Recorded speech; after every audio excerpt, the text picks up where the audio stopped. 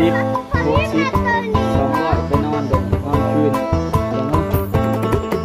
มีต้นกันจ้ะ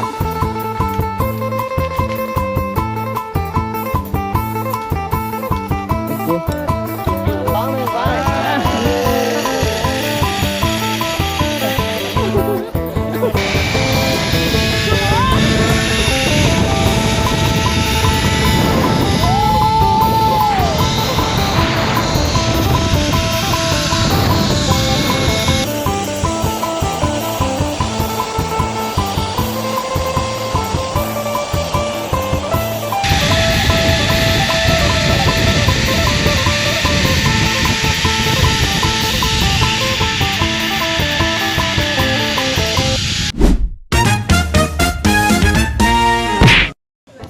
สบายดีพ่อแม่พี่น้องทุกคนเนาะตอนนี้เฮาก็อยู่ตาดฟ้านเนาะทุกคนเนาะเดี๋ยวสิพามื้อนี้สิพาทุกคนมาขี่สลิงเนาะพาคนต่างประเทศมาขี่สลิงสำหรับใครที่อยากมาเที่ยว10 ลายโฮนสลิงแนะนำอยู่แล้วทุกคนเนาะตาดฟ้านอยู่ลาวใต้เนาะห่างจากตัวเมืองปักเซประมาณ 4-50 กิโลเนาะใกล้ๆกับประเทศไทยเนาะทุกคนเนาะคนไทยก็มาเที่ยวหลายแต่ก็ต่างประเทศก็มาเที่ยวหลายราคาก็บ่แพงนะทุกคนเนาะเริ่มต้นจาก$40 $60แล้วก็มันมีไปนอนอยู่กลางน่ะก็มีคือกันสมมติว่าไปนอนแล้วก็แบบพาแฟนไปนอนผสมพันธุ์กันอยู่ในกลางน่ะก็มีคือกันกลางอากาศมีสมพันธ์กลางอากาศ200นะ200แล้วก็มีกินของกินข้าวอยู่ในกลาง10 ลายก็มีคือกันเมื่อนี้ที่เฮาสิไปโหนสลิงให้ทุกคนเบิ่งเด้อไปเบิ่งกันเลยทุกคนตอนนี้กำลังมาเบิ่งราคา10 ลายนะทุกคนเนาะมี$40 60 200ไปนอนเดินนอนคืนอันนี้จะนอนคืนหนึ่งถ้าไปนอนอยู่พี่เลยนอนเบิดมือเบิดเว้นอยู่เนี่ยปวดฉี่ก็คือสีฉี่เลยนะเลยโอ้อันนี้ก็ครั้งที่3เนาะข่อยสิมาขี่ทุกคนสิพาแฟนมีนาขี่มันน่าจะขี่บ่มันน่าบ่ได้ตัวน้อยเขาบอกให้ขี่วันน่ะวันนี้นะขี่มันอยู่ตาดฟ้านนะทุกคนนะโอ้เขากันนิยมมาเที่ยวไร้ขนาดต่างประเทศสำหรับใครที่อยากมากันแนะนำนะทุกคนนะขี่10 ลายตาดฟ้านเลยเดี๋ยวสิขี่เลยกระทานคุณเบิ่ง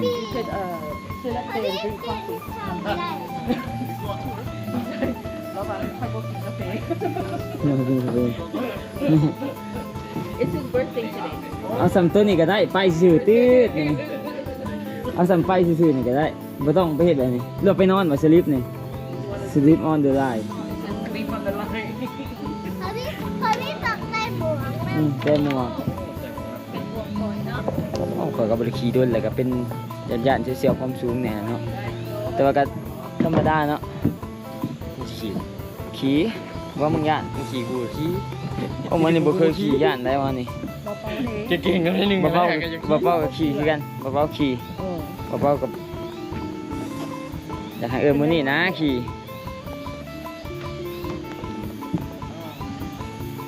4 คนบ่ตอนนี้ก็พวงเสร็จนะทุกคนเนาะน้ำหนักเขาให้เกิน100เลยทุกคนโอเคเกิน100พอดีเราติดกับพอดี100 โล So we have to fill the booking form first. So 3 for flower. Last one. เอาบอโต้บขี่บ่ บ่เห็นเด้ โอ้บอโต้นี่ย่านนะกระปอกกระแปกอยู่เอาเป็นมีคนพายผู้ให้พร้อมบ่ โดย โอเคมีคนมันเลยเนาะ แม่น คนที่4เขาบ่อยู่ เดี๋ยวเฮาสิอันนี้ได้ทุกคนเนาะมันจะมีไอ้สังมันนี่ลงทะเบียน เบิ่งนำ4 คนมาทั้งหมด แม่น พี่เห็นเบิ้งพอดี บอโต้นี่บ่แม่นไปลี่เหี่ยวเหี้ยอะไรบ่จ๊ะป้าน่ะเป็นทหาร 8-9 ปีพุ่นน่ะ เป็นอาหารมันก็มี เป็นทหารลอยน้ำบ่เป็นวานแหบ่เป็น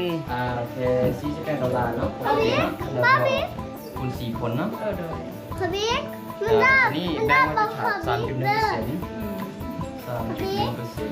31%ฉะนั้น197.198เก่า ต้องถึง198 198นะ พอบิ๊ก คือถ่ายวิดีโอนี่เขาเป็นเอาโทรศัพท์เขาเองเห็นแล้วถ่ายได้ป่ะ วิดีโอแมนโทรศัพท์ของลูกค้าเนาะ อ๋อโอเค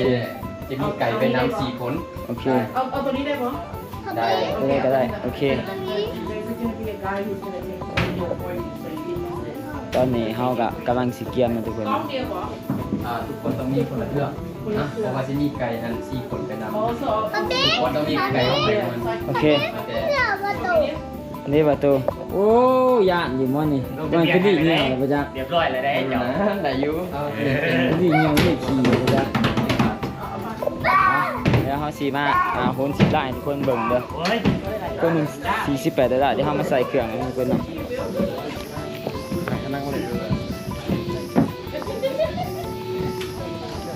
กูรู้สึกเกือบแตกเว้ยโอ้จำเป็นอันบันนึงกูรู้สึกเกือบแตกอยู่เป็นยังไงติ้งขาดกันนะได้เป็นยัง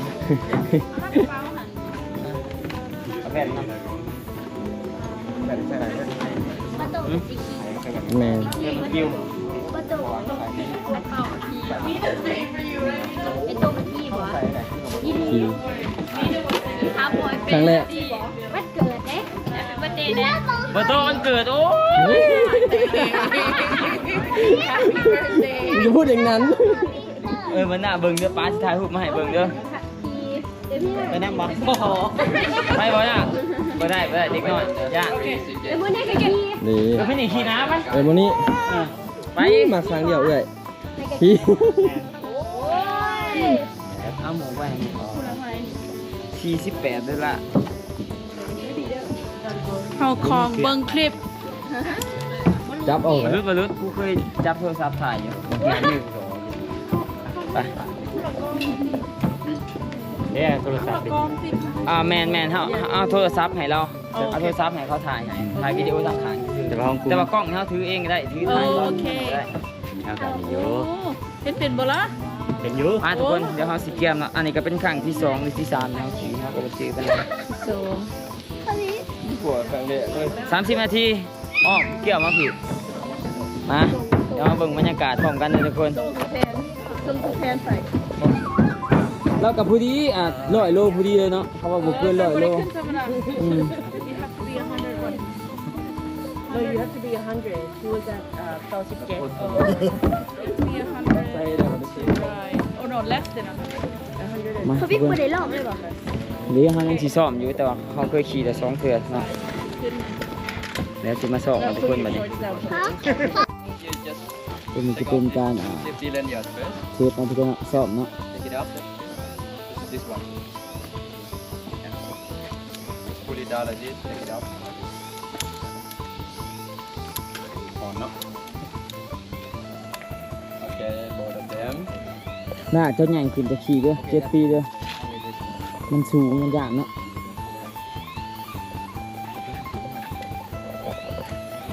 เกียมนะทุกคนเดี๋ยวสิถ่ายบรรยากาศให้ทุกคนเบิ่งเด้อ that is you will see around the platform they have the cable อย่าลืมถือนี่ไปเด้อเพราะว่าขึ้นภูกันตาย some platform they have the cable like this about the อย่ามันเหี่ยเฮ้ย เฮีย จับฮันนี่ ไปสับเสียวให้เขาถ่าย คนมี2 ตัววิธีใส่คือดูตัวนี้ร่องหรือกดเขาลองเห็นไหมดูร่องหรือกดเขาที่ไอ้ โอเค อะไรอยู่เนาะ พอบิ๊ก แต่เวลาเฮาลงมาในฐานแต่ละฐานสิมีบวงแบบนี้ ฐานเฮาเซฟทั้ง2ตัวมาก่อไว้ครับเซฟตี้ลาดสิใหญ่ให้ง่ายทีละตัวทามพร้อมกันทำใหญ่พร้อมกันใหญ่ทีละตัว พอบิ๊กทันที ขี่ได้ แต่ส่วนตัวนี้ไกด์เฮาสิเฮ็ดให้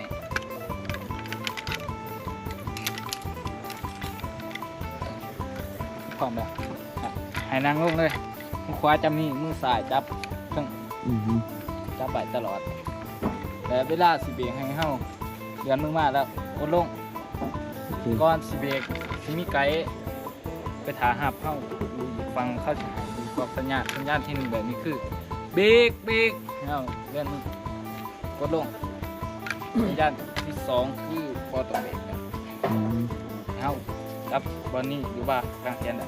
พอหามคือหามจับสายสลิง เวลาที่คนไป ก็ลงแบบลงบูท่านเด็กๆเนี่ย ก็เป็นหยังเดี๋ยวไกด์หาเข้าเองแล้วก่อนสีหอดฐานฝั่งนั้นเอายกขาขึ้นเอาขาเอาอย่างฐานให้ยกขึ้นแต่เวลาไปเอาห่างจากเชือกนี้เอ็นมาข้างหลังหาว่าหนาไปไกลนะ มาได้ละมาเทสตัวนี้ คุณไปใช้เสือ ใช่เด็กใช่ทุบนะทุบนี้ไง ใช่ ลองกันนะ เทสซื่อๆตีละเดี๋ยวสิไปนั่งเดี๋ยวไปละ เฮ็ดตัวนี้ก่อน เทสตัวนี้ก่อนได้ว่าจะสิกล้าไปบ่ได้ ได้ก็สิขี่บ่จ้ะไปบ่ได้กับป่าโอ้ยานน้ำมันยางยากได้มีแต่เทสตัวนี้น้อยนะซะ ลองไปเนาะ ไปมันยางขึ้นภูยากเดินจะเมื่อยลองตัวนี้ก่อน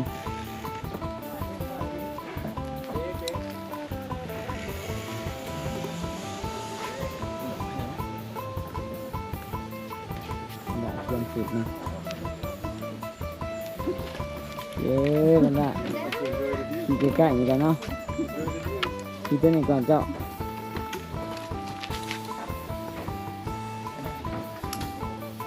โอเค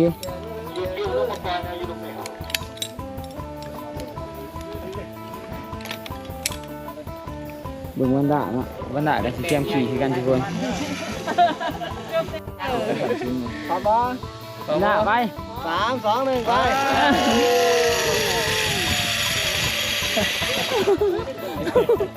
นี่แหละวันดา วันบอกฮักบอก มันก็เริ่มมัว ฮักบ แล้ อ ว ก นี่ ไอ้วันหนึง ไม่ เว้ย ได้ขนาดวันดาเอาโมเบะก็อยากขึ้น กินเบไปน้ำไอ้วะ เพื่อนไหนจ้า เหมือนจับใจ ส่ง เฮียเลย ไปว่าเออไปว่า พร้อมเนาะ3 2 1ไป เด็กกันเล่นเนาะ พี่เบะก็อยากขี่วันดาจะขี่ตัวน้อยเนาะปล่อยมือหรือวะก็แน่นๆได้ พยายามดิ หึ พยายามดิ บ่ยางปานไหน คนเจียเจียกันนะ ไปก่อนไปเลยบ่นี่ ตั้งลงก่อน เดี๋ยวพ่อได้บอกคอยก่อนได้เตรียมตัวก่อนได้ ยกขาขึ้นเลย พอปล่อยมือมีได้เรื่องเหรอ แต่ว่ายางมือมาจับนี่เด้อ โอเคจับนี่ได้เนาะ ได้ได้ เอาเลย เอาหนาวไปยกขาขึ้นเลย แบบนี้เลยเหรอเอาแล้ว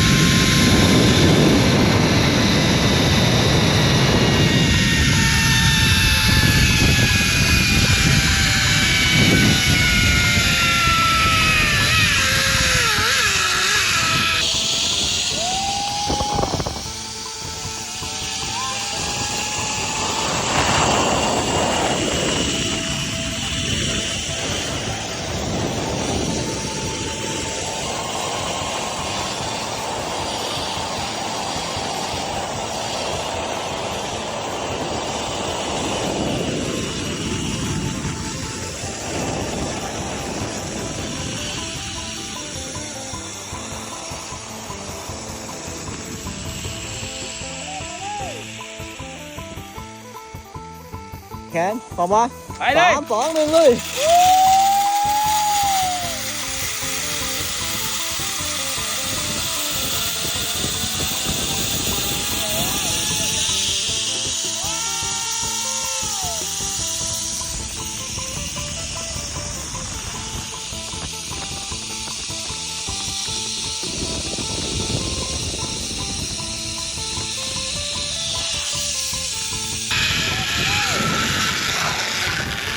เยี่ยม อ่าอยู่นะดูตรงกลางเนาะ ฮะ ดูตรงกลาง ก็ได้เบื่อเลยนะกระบอกกะ Ayo jangan, sorry coy, apa mau ist damit beschäftigt, was ist du damit beschäftigt, beim Bremsen, wo halt meine Hände bewegen ja hier. ตอนนี้เขาหาทีมงานมาเนาะทุกคนเนาะเสียวบริกีด้นแหละ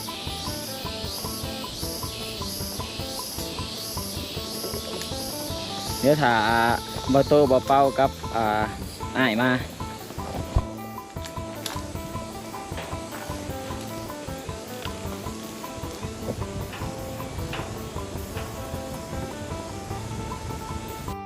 มาแล้วตอนนี้บอโต้คนสุดท้ายวะยัง บา ขี่ ตู ยาน นี่ ค ยา รั น บ ค้าซันยุบาตูนี่ ทหารเป็นทหารที่ยาก ทหารใจแรงเนี่ยเพื่อนทหารอะไรดิ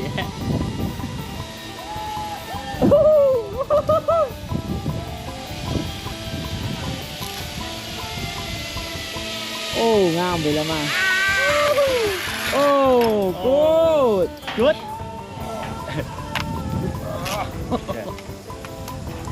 กูด เอ็กไซต์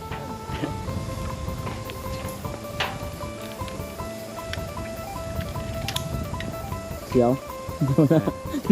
ขาซัน มันสูงเลยทุกคนเนาะจักเมตรละ200 หลอดย่อนเจ้าได้ไหม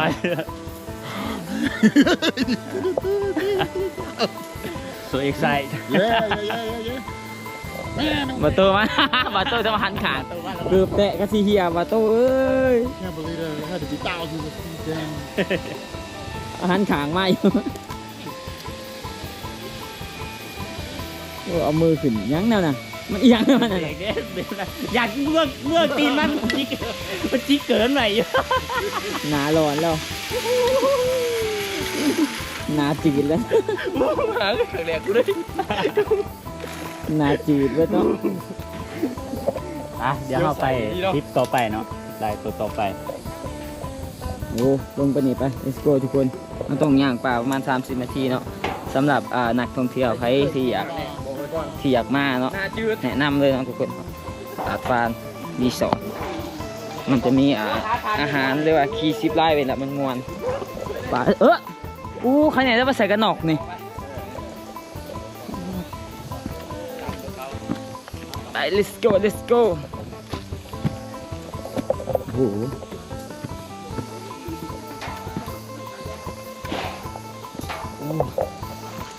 บริเมื่อยตอนไหนนะทุกคนเนาะเมื่อยตอนย่างนี่แหละไป let's go โอ้โห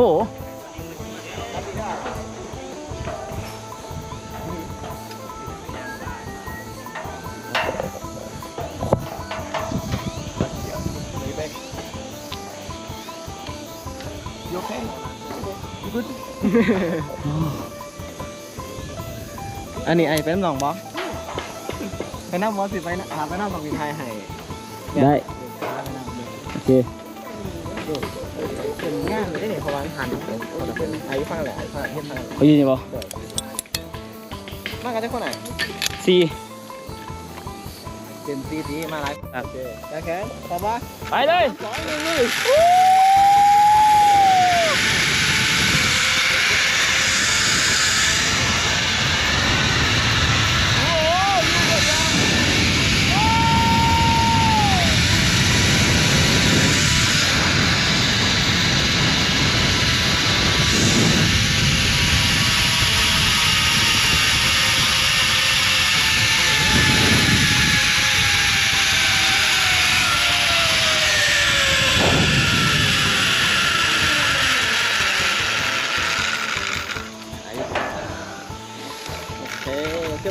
คักทุกคน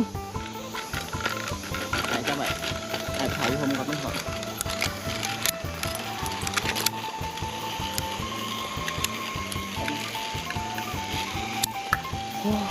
เดี๋ยวคลิปขาดอีกเนาะก็ถ่ายให้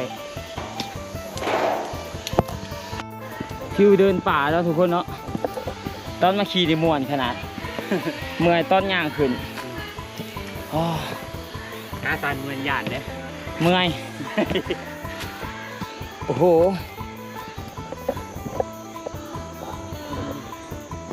ก้นจับบ่ได้ออกกำลังกายเลย ว้าวขาลอยเพื่อแตกเลยป่ะ โอ้สุดขนาดมาเจอที่3เดี๋ยวมาให้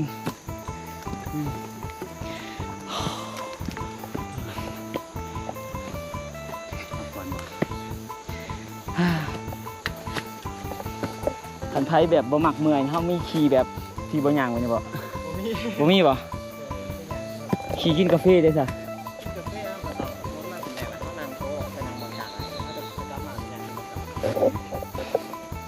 ยังตื่มบ่มีอยู่เอาบ่ล่ะชิโดมรอบสุดท้ายนะทุกคนเนาะ30 นาทีถึงย่างถึงโคนสลิงหันหลังไปบ่เดินหันหลังก่อนมาเอาบ่เอาครับถ้าเขาไม่จับไปครับเดี๋ยวพระเอกเลยได้นี่มาเลย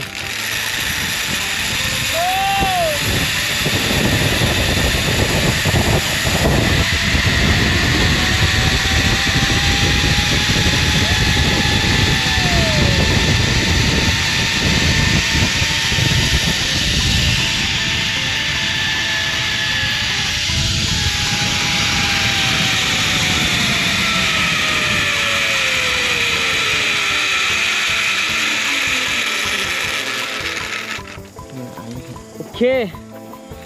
มาโอ้โหเอาขึ้นไปเลยว่าทางไงกลับไปแล้ว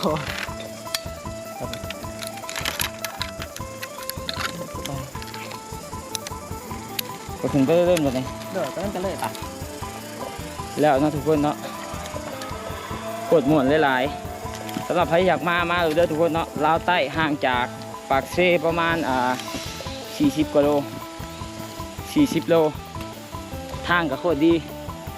สไลด์จะเป็นแขกต่างประเทศเนาะเวลาคนไทยเข้ามาเขาจะมาโพสต์ลิงก์ทุกท่านต่างประเทศคนลาวก็คอยไลฟ์บันไดเดี๋ยวไปหาบรรดาก่อนบรรดาอยากขี่กันนะ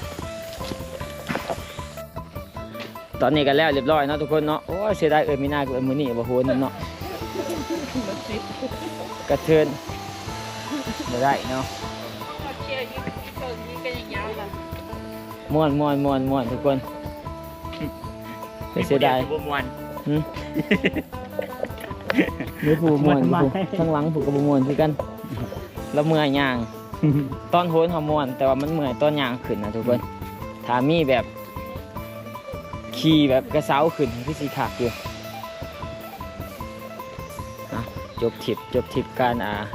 โหนไซลิง10 ลายเนาะใครอยากมาก็เชิญมาทุกคนลาวใต้เนาะใครอยากมาก็มาเนาะลาวใต้ใครก็ฮู้ได้ออกทางนี้บ่มันก็เกี่ยวไปหลดมันอยู่นี่แล้วอยากแบบเสียงอย่างนี้นะช้อปปิ้งมอลล์ไปอันนี้ก็เป็นเยือดไม่เท่าซ้ายด้วยนี่หัวจักก็รออยู่นี่เพื่อนยาซ้ายเพื่อนยาซ้ายด้วยนี่ที่ตัวไม้งามขนาดวะเขาจะดีไหมกี่เก่าเป็นเราคุณประธานอยู่ก่อนดีงามเลยหนูรถนี่บ่ปักเซ่กับนี่นี่โอ้ขี่วังเวียงก็ได้วังเวียงรถมันเป็นรถคันเก่าเดี่ยวยากชิบหายขี่ไปเพราะอยากก็ไปขี่ไทยMVนะขี่ไปแล้วก็เจอไปทั้งขางเรียบก็ได้ฮักใส่ฮักครัวอยู่ตะกี้เพื่อนคุณล่าเนี่ยจะเป็นแบบนี้แหละใหม่หลายๆเสาหลายๆแต่ว่าเฉพาะผักนี่ผักใต้เหรอเพื่อนคุณล่าเลยตะกี้นี่ว่ากันสมัยตะกี้แต่ก่อนก็จะเสาหลายก็เป็นเพื่อนทรงแบบนี้แหละนี่ก็เป็นเฟืองแบบหลังคาแบบนอร์เวย์เลยนะก็เฟืองมาเห็นแต่ว่าของเขาสีมันจะเป็นเฟืองได้มันหยาเลยหยาค่ะหยาไม่ใช่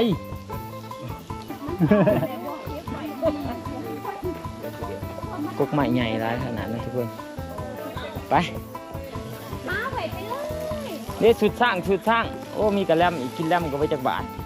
แลมบ่ฮะเสร็จนี่โอ้ผมเป็นกระแลมห่างเลยสายตาคุมองไปที่กระแลมเดียวนี่ได้เอาว่าสุดได้สุดเอาวะใส่สุดได้เปลี่ยนสุดแล้วมันห่อนไรไอ้สิเปลี่ยนสุดให้มันหนาเนาะ บาสซื้อให้นะกระบอกกระดูก แต่โดนแต่เสียบมันไอ้หนู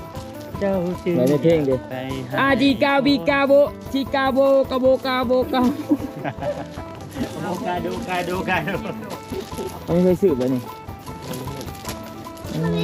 เขาพี่อย่าเอาเขาฟัง ไปซื้ออยู่อันนั้นเนาะไปซื้อบอลแนวสูบเด้แนวสูบอยู่ตาดฟันตัวจะซื้อเด้ อ๋อ ซื้อก่อนมาซื้ออีกบ๊ายบายเด้อทุกคนเจอกันคลิปหน้าเนาะตอนนี้เราสิไปตัดฟันก่อนบ๊ายบายเด้อ บ๊ายบาย กระเป๋าเหมือนจับเลยอันเดียว ใส่ นี่